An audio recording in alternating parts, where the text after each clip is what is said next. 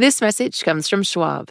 At Schwab, you can get everything from self-directed investing to full-service wealth management, all in one place. No matter your investing goal, life stage, amount to invest, or know-how, you can invest your way with Schwab.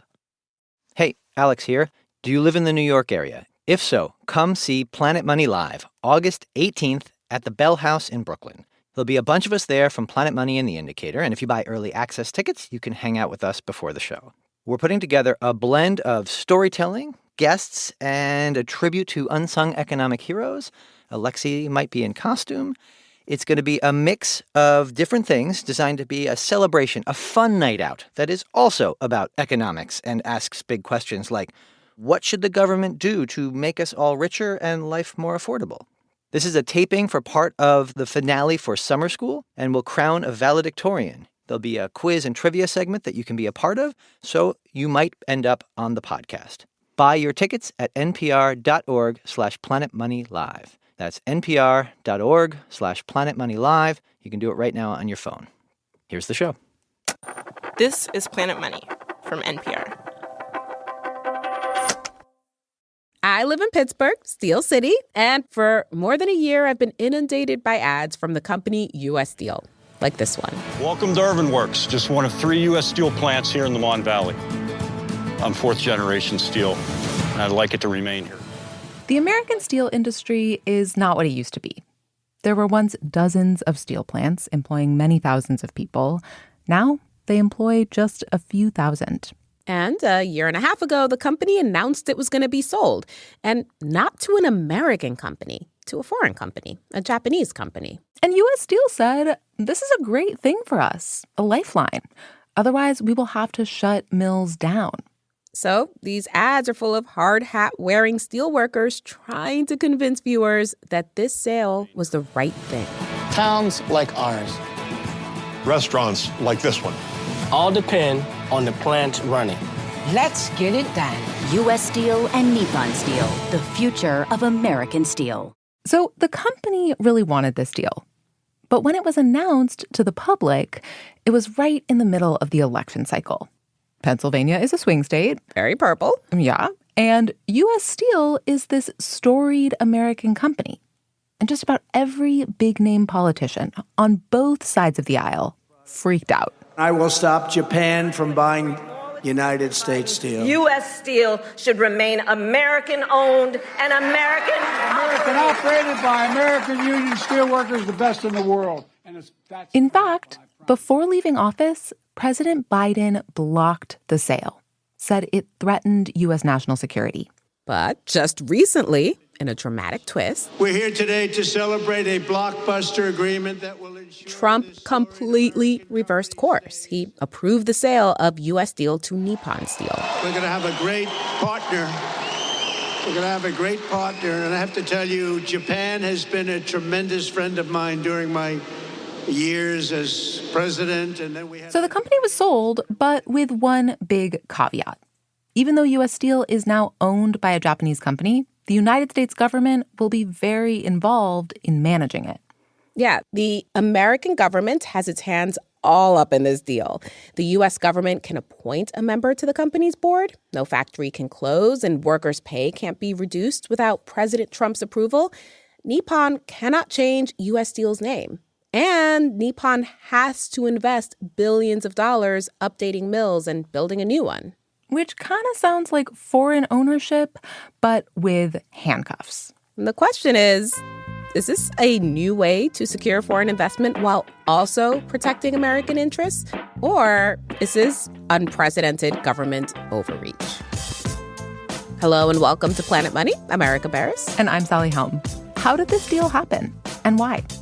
Today on the show, an attempt to protect U.S. manufacturing jobs through foreign money and government meddling. The U.S. Steel Nippon deal. President Trump is calling it a golden share. Is it the first of its kind? And is this step to protect government interests a step away from the free market?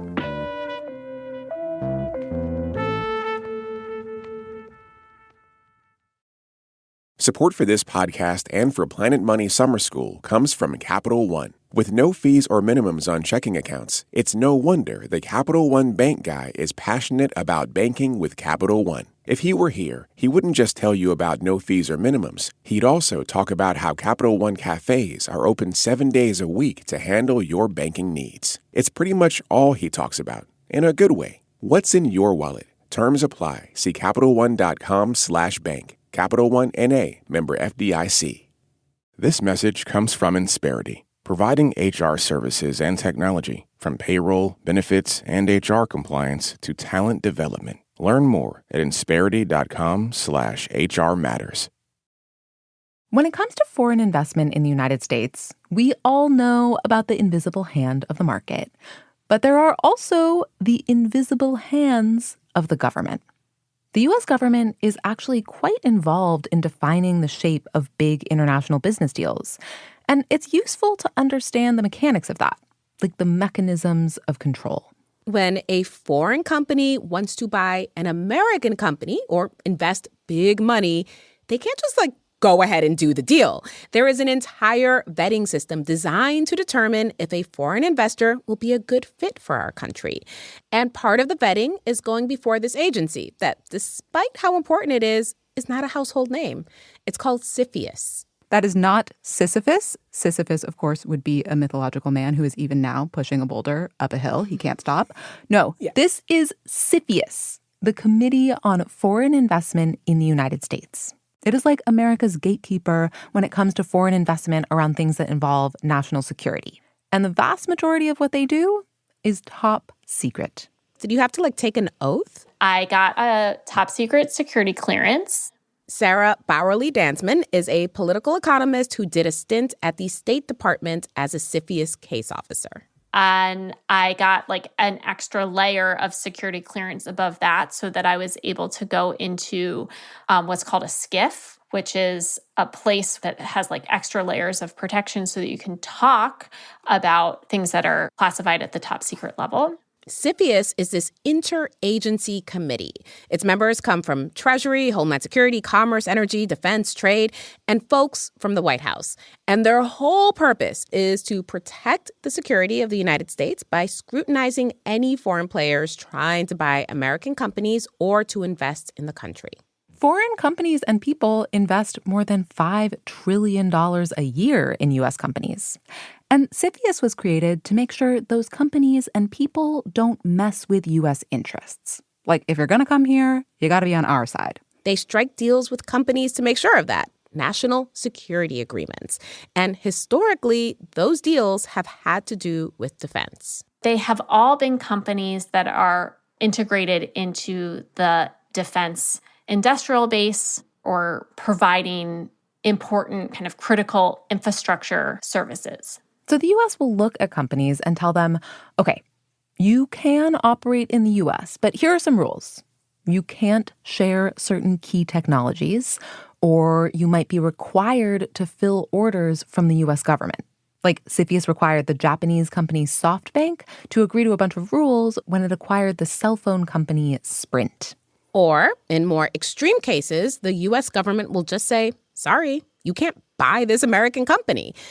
In 2016, President Obama blocked the sale of a company that makes parts for semiconductors to a Chinese-controlled business. The following year, President Trump blocked the sale of an American semiconductor company to Chinese investors. And starting with the first Trump administration, the U.S. has used CFIUS more often and more aggressively, expanding the definition of national security. And in fact, during Biden's administration, he doubled down on Trump's broader definition of national security. He officially expanded the category of industries that CFIUS should review. So today, national security includes things like cybersecurity, AI, biotechnology, biomanufacturing, clean energy. The U.S. government is increasingly determining that a larger and larger set of industries and companies have national security relevance. And now, this U.S. Steel deal. And look, yes, steel is important for some military purposes. But much of the rhetoric around this deal was about a different kind of security.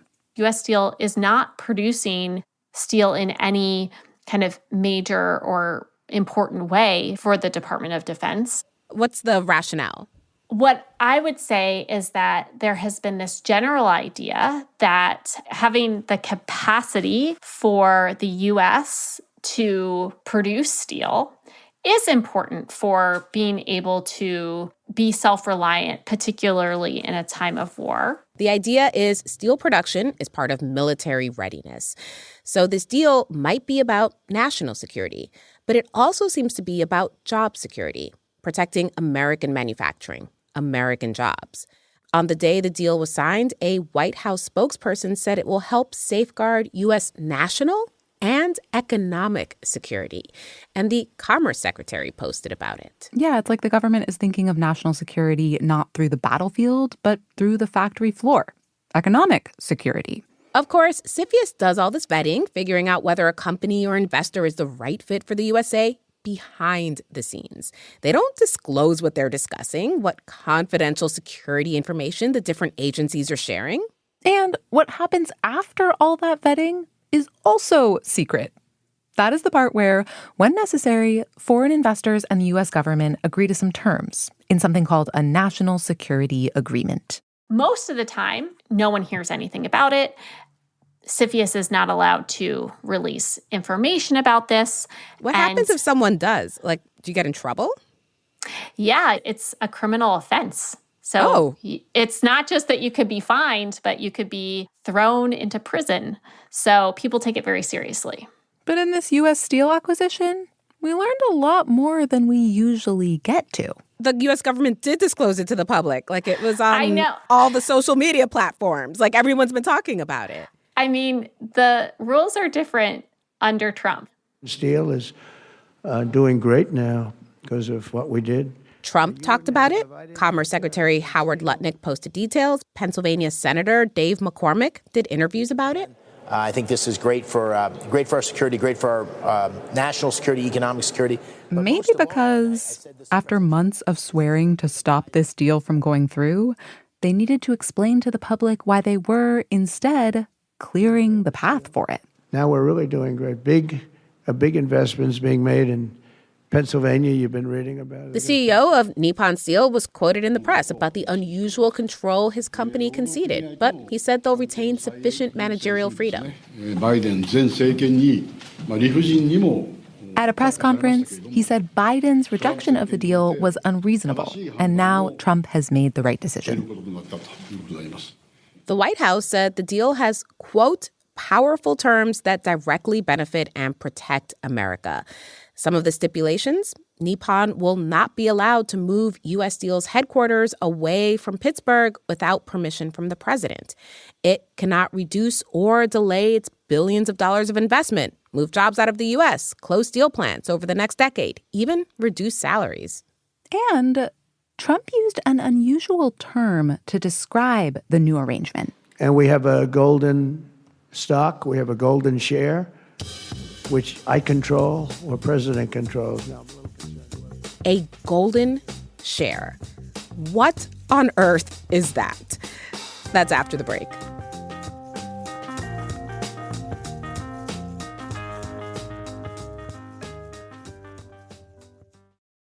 Support for this podcast and for Planet Money Summer School comes from Capital One. With no fees or minimums on checking accounts, it's no wonder the Capital One bank guy is passionate about banking with Capital One. If he were here, he wouldn't just tell you about no fees or minimums. He'd also talk about how Capital One cafes are open 7 days a week to handle your banking needs. It's pretty much all he talks about, in a good way. What's in your wallet? Terms apply. See CapitalOne.com/bank. Capital One N.A., member FDIC. This message comes from American Home Shield. It's not a matter of if an appliance or system, like your HVAC, will break, but when. Without a home warranty, these repairs or replacements can cost thousands. But with an AHS home warranty, they will fix covered breakdowns, helping protect your wallet.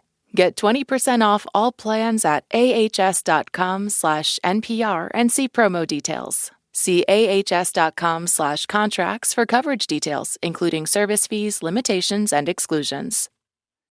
This message comes from Capella University. That spark you feel? That's your drive for more. Capella University's FlexPath learning format lets you earn your degree at your pace without putting life on pause. Learn more at capella.edu. When I first heard of the sale of U.S. Steel to Nippon Steel and the U.S. having a golden share, I was like, what? Because golden share and Trump sounds very on brand for Trump. Like the golden visa, golden phone, a fragrance that comes with a gold statue of him. Is a golden share a new thing? No. It's a new thing for the U.S. This is Sarah Bowerly Dansman again, professor at Indiana University. She has also written about golden shares. I learned about the golden share that was supposedly part of the Nippon Steel arrangement when someone sent me a text and said, "What does this mean?" Was it me? It was not you, Erica. Before I tell you what a golden share is, let's just remember what a share even is. Imagine a company has like 100 shares. In most situations, the more shares a shareholder has, the more voting rights and power they have in that company. And some shares have extra powers. A golden share is a different class of shares in which a government can own a very small percentage of the company, but has outsized voting rights. So essentially, the government is a shareholder, but they are like a super special shareholder. Yes. The idea of golden shares comes from the UK in the 1980s. The UK was going through this period of industrial decline. Its economy was struggling. The same stagflation that had plagued the US in the late 70s was happening there. And the UK needed a way to revitalize its economy. So remember the Thatcher Revolution? The Iron Lady. Yes. So Margaret Thatcher and Ronald Reagan are BFFs. They're very focused on the idea of privatizing industry. Privatization. That was Thatcher's idea of how to get the UK growing again. Because there were all these industries that were state-owned, like their telecommunications, aerospace, energy, and Rolls-Royce. Yes, Rolls-Royce has cars, but also has these really important, fancy aeronautical engines and parts and so forth. Rolls-Royce also has nuclear reactors and submarines, which the British Navy uses. To get the economy rolling, Thatcher decided to turn these nationalized industries into private companies. But she didn't want to totally give over control. Because what if the new owners botched everything and suddenly the British no longer had a functioning telephone system? Or Rolls-Royce sold itself and now another country had that British Navy intel? So she decided on this idea called golden share, a way to ease into a freer market economy. The government would own some small percentage of shares in the companies, but the shares would be special. They would give the British government more say. Since then, other countries have also used golden shares to ease into free market economies while trying to protect industries that they see as national champions. Russia has held golden shares in mining, engineering, and transportation, China in some of its tech companies. And in the mid-90s, Brazil kept a golden share of its aircraft manufacturing company. Still today, Brazil's government has a say in everything, from who it will appoint to the board to whether the company can change its logo. But what Trump is doing with U.S. Steel, it's an unusual take on golden shares. The U.S. government will be like a powerful shareholder, but without having any kinds of shares at all. It doesn't appear to be a golden share. At least not a typical one, she says. Because the U.S. government does not appear to actually hold an equity stake in U.S. Steel. What does that mean? It means that the U.S. government, and therefore the U.S. taxpayers, are not shareholders in U.S. Steel. They can't benefit economically. Instead, what the U.S. government has is kind of extra special governance rights. If it's not a golden share, then why would it have that name? Because it sounds cool. Sarah did more research after we spoke, and where she landed, it's a symbolic golden share. When we asked the White House why they called it a golden share, they said something very funny. They said, quote, "The Golden National Security Agreement outlining certain provisions and stipulations governing Nippon Steel's acquisition of U.S. Steel didn't really have the same ring to it, end quote. Wait, that's really what they said? That's really what they said. And then when I asked why gold was in its name at all, they said, quote, because metallic gray share didn't have the same ring to it either, end quote. But U.S. Steel did reveal more information about the agreement in a recent filing with the Securities and Exchange Commission. So Sarah and I both read that document, and that's where you see what the president's new role in the company will be. Walk me through this, because it's not written in, like, plain speak. Yeah. Let me pull it up so that I can... In the filing, there's some pretty typical stuff. Name, address, how many shares, some Latin. But it gets more advanced. It specifies how soon a specific ailing steel mill could be closed, not before 2027.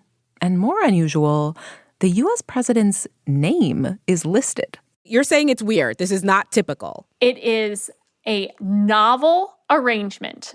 The filing says the company can't move U.S. Steel out of Pennsylvania. They can't acquire any competitors of U.S. Steel. It disqualifies the participation of 3 specific people who tried to scuttle the sale. Also, the U.S. president himself has veto power over any big decisions. At any time when Donald J. Trump is serving as president of the United States of America, the written consent of Donald J. Trump... That's the thing that Sarah found most surprising, that Donald J. Trump's name is included. There's a list that we're going to get to that are all of the things that the company cannot do without written consent from President Trump, or when he's no longer president, the CFIUS monitoring agency. I see that, yeah. That's super weird. It's so weird. It's like the weirdest thing. That's not normal. In any other situation, the whole thing about like getting Donald J. Trump's express consent would not be there. It's bonkers. It's like the most bananas thing. So, what does all this U.S. government control over the new Japanese-owned company mean? In the golden share deals that we've talked about in other parts of the world, like the UK or Brazil, those were governments that were moving towards free market economies. They were privatizing industries, but using golden shares to keep some control over them. This golden share move with U.S. Steel, it's more like a step away from the free market. What he has done is kind of muddy the waters between a private company that's publicly traded versus a state-owned enterprise, because the U.S. government now has substantial influence over the operations of U.S. Steel, but it doesn't own U.S. Steel. How is that different from nationalizing a company? So I think there are 3 ways that we can think about this. To put this move in perspective, Sarah walked me through some of the other ways our government has asserted control over important industries. In some cases, the government has straight up owned industries, critical infrastructure like utilities. Today, the closest thing we have to our government owning a company is Amtrak. The U.S. government is a majority shareholder. So not a small shareholder with special powers like a golden share. The U.S. government owns more than 51%. And the U.S. government also helps prop it up. So if the company is operating in the red, the government will just give them the money. Oh, nice. That's great for them. Exactly, right? Yeah. And so they're not as beholden to market forces because they can make it up. Another version of the U.S. government playing an active role in companies was during the financial crisis that hit in 2008. The economy tanked, and the government didn't want crucial companies like General Motors to fail. So it put around $50 billion into GM and got involved. Let me be clear. The United States government has no interest in running GM. That was President Obama explaining the strategy to the American people. What we are interested in is giving GM an opportunity to finally make those much-needed changes that will let them emerge from this crisis a stronger and more competitive company. GM couldn't trade stocks, and the U.S. government was involved in key management decisions. General Motors got the nickname Government Motors. After a few years, the government divested itself of its hundreds of millions of shares of General Motors. So that was almost like a temporary nationalization. And now we have this new version of government interference, this U.S. Steel deal that Trump is calling a golden share.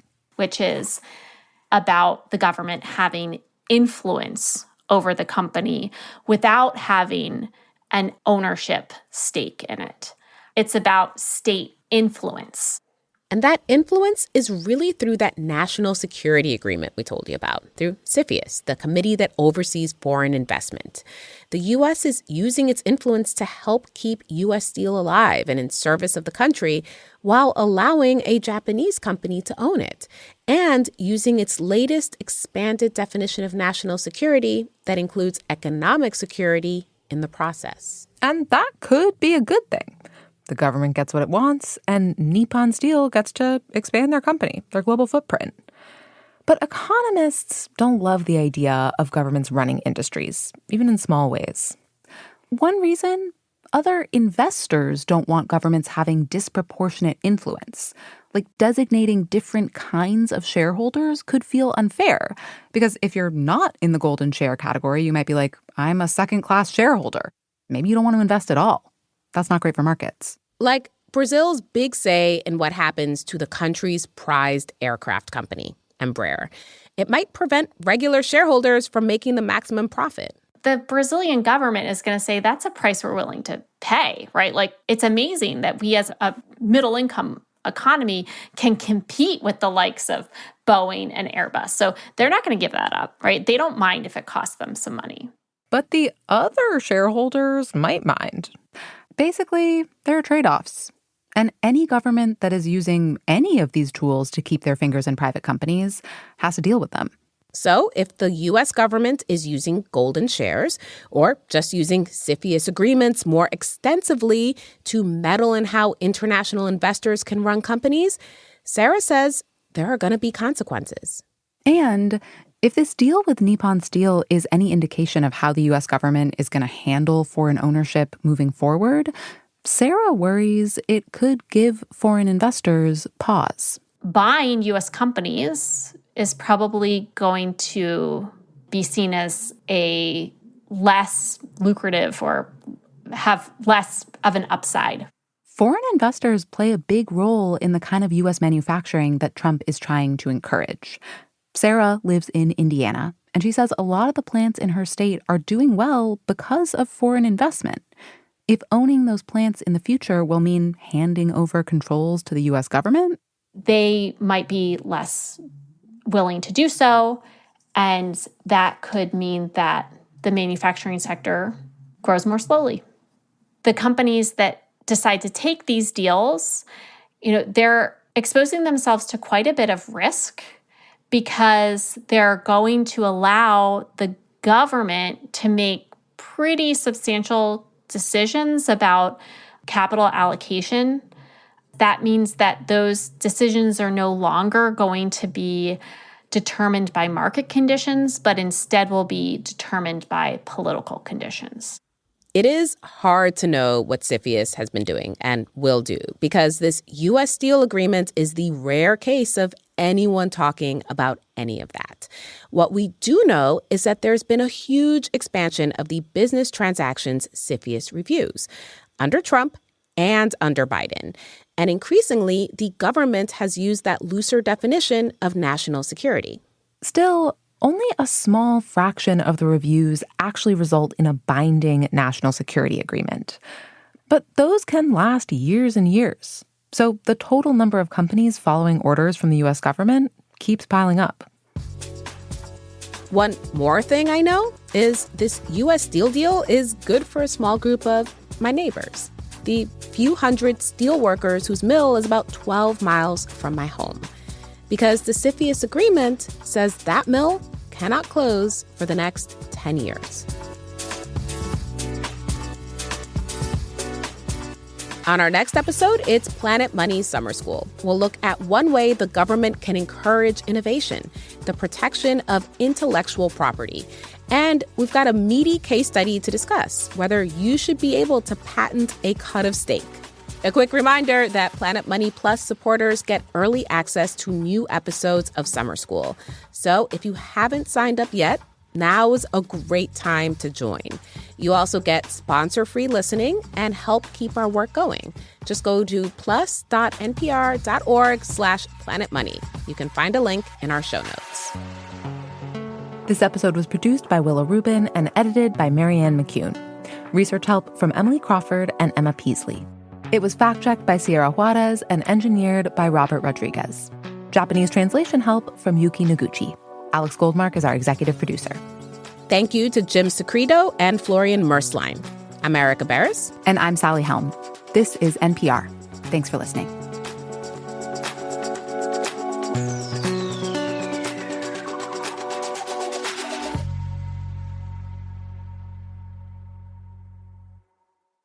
This message comes from American Home Shield. An AHS home warranty helps protect your major systems and appliances no matter how old. Do you have an unreliable AC or a leaky water heater? AHS understands the headache and financial burden of surprise breakdowns. With an AHS home warranty, they'll fix a covered item when it breaks, and if they can't repair it, they'll replace it. Plus, as a benefit to select plans, you can even video chat with a repair expert to help troubleshoot home hassles over the phone. American Home Shield. Don't worry, be warranty.